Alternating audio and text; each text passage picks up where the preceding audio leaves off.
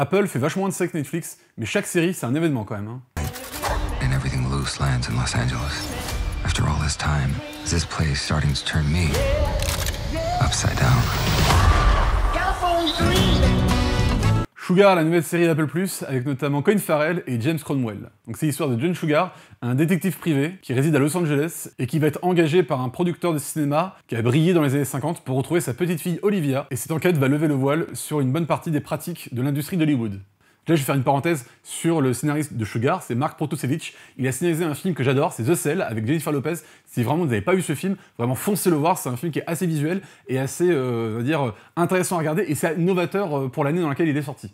Déjà, le projet, il avait de quoi me charmer, parce que forcément, faire une série, déjà avec Colin Farrell, et en plus, faire une lettre d'amour au cinéma des années 50, j'aimais beaucoup. La série, elle a vraiment une lettre d'amour à donner au cinéma des années 50 et à la nouvelle vague, parce que Sugar, c'est vraiment un détective qui s'est donné une identité à travers les films qu'il a consommés et regardés, beaucoup de films des années 50. Par exemple, on nous montrait beaucoup d'extraits des films, de ces films-là, pour nous voir comment il répond à quelqu'un, ou comment il se voit arriver vers un suspect, ou comment il se voit arriver vers une victime. Et on va reprendre pas mal des codes des films noirs, c'est-à-dire déjà, on entend beaucoup le personnage narrer ce qu'il pense et ce qu'il raconte dans sa tête. On entend beaucoup la voix de John Sugar en voix off quand il parcourt les rues de Los Angeles et qu'il nous décrit le système d'Hollywood et comment il voit la société et les humains. Et on a aussi cette musique assez jazz qui résonne pendant beaucoup des trucs et qui crée beaucoup des thèmes principaux de la série. Et Sugar, ça va être vraiment un symbole, vraiment un représentant des personnages de ces années-là. Parce que John Sugar, il porte un costard pour un détective privé, il a les cheveux gominés, il conduit une bagnole, mais alors une Corvette ou je sais pas trop quoi, mais bref, une voiture des années 50. Donc on voit que vraiment,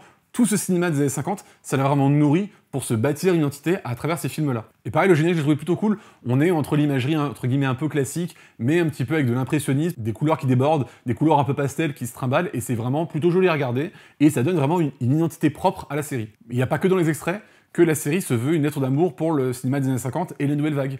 On va avoir aussi beaucoup d'éléments clés qui vont être repris dans la réalisation. C'est-à-dire qu'on va avoir une réalisation où on va avoir beaucoup de caméras à l'épaule, on va avoir par exemple des zooms très prononcés pendant les plans, on va même avoir, pendant l'épisode 2 ou 3 je crois, un changement de ratio, c'est-à-dire que pendant une séquence, on va avoir un changement de ratio où on va passer du 16/9 ou pas, c'était pas un 4/3, mais c'est presque 4/3, c'est, on va dire peut-être un 1/40, un 1/45, avant de revenir au 16/9 à la fin de la séquence. On a des changements de points qui vont s'opérer pendant certains plans. On a même des scènes avec des plans qui vont avoir beaucoup de grains, pour nous montrer qu'ils sont dehors, ils sont à Los Angeles, donc une vie énormément ensoleillée, pour nous montrer en même temps l'atmosphère des fois étouffante des scènes. On a un chat filmé, je crois, dans l'épisode 2, qui a une très courte focale, donc qui vraiment déforme un peu le cadre, et même dans le montage, on se fait plaisir. C'est-à-dire qu'il y a une scène dans l'épisode 3, il y a 2 scènes qui sont avec le montage entrecroisé. C'est-à-dire qu'on va nous montrer John Sugar qui va interroger le père et la mère d'un suspect qui sont divorcés, donc vivant chacun de leur côté, et on va nous entrecroiser les scènes au montage pour que la narration se fasse en même temps. Les mêmes questions arrivent au même moment pour les personnages, et on a l'impression que des fois les personnages se font un ping-pong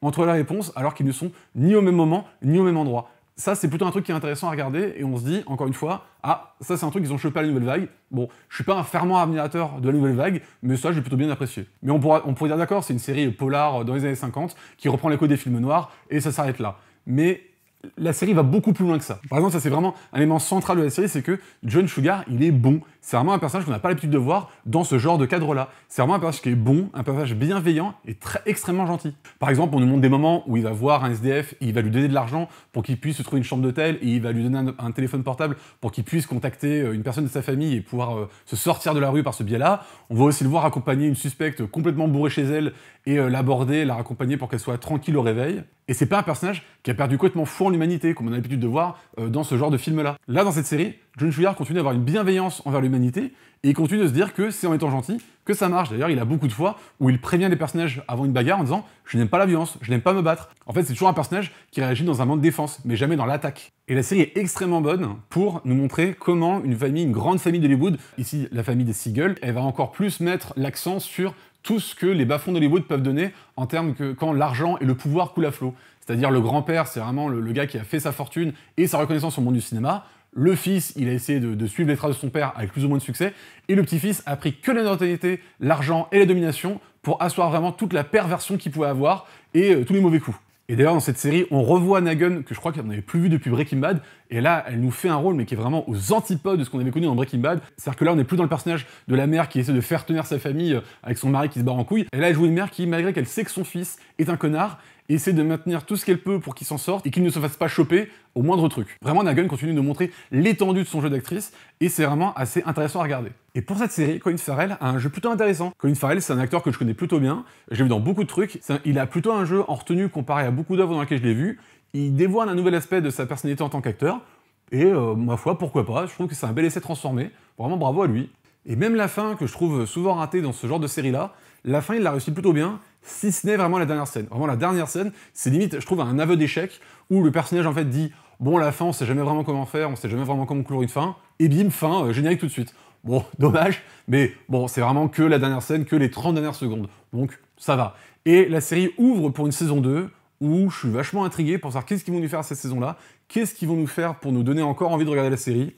Non, vraiment, je suis plutôt intrigué pour la saison 2. Et la série opère un virage à la fin de l'épisode 6.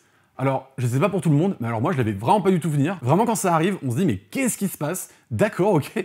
Donc, John Sugar est un extraterrestre. Ok, soit. Mais en même temps, quand on nous le présente, ça donne lieu à toute une explication. C'est-à-dire qu'on comprend pourquoi il s'est à ce point identifié à travers des films. Parce qu'à mon avis, c'est le seul truc qu'il a eu pour comprendre les humains, pour identifier les humains, et pour se fondre dans la masse, pour se faire vraiment passer pour un humain. Donc ils ont étudié le cinéma, en tout cas lui il a beaucoup étudié. Donc c'est bien ce genre de truc parce que non seulement ça donne une intention à l'œuvre de vouloir être une lettre d'amour pour le cinéma de ces années-là, et ça explique aussi pourquoi John Sugar aime tellement le cinéma, parce qu'à mon avis, il y a vu une opportunité de comprendre encore mieux les humains et pouvoir encore mieux se faire passer pour un humain en regardant ces films-là. On ne regarde plus un personnage qui simplement essaie de retrouver une personne, mais juste un extraterrestre qui, au travers d'une recherche qu'il a sur une personne, découvre tous les bas-fonds de la pensée humaine et de la perversion humaine, mais qui doit noter toutes les observations qu'il fait sur les humains, et donc c'est une méthode pour lui, pour je pense, découvrir tout ce que les humains ont à donner, de pire comme de meilleur. Donc vraiment, jetez-vous sur cette série, c'est 8 épisodes entre 30 et 40 minutes, c'est plutôt facile à regarder. Apple a vraiment compris, à mon sens, comment faire du neuf avec du vieux, et vraiment, ma foi, l'essai est plutôt transformé.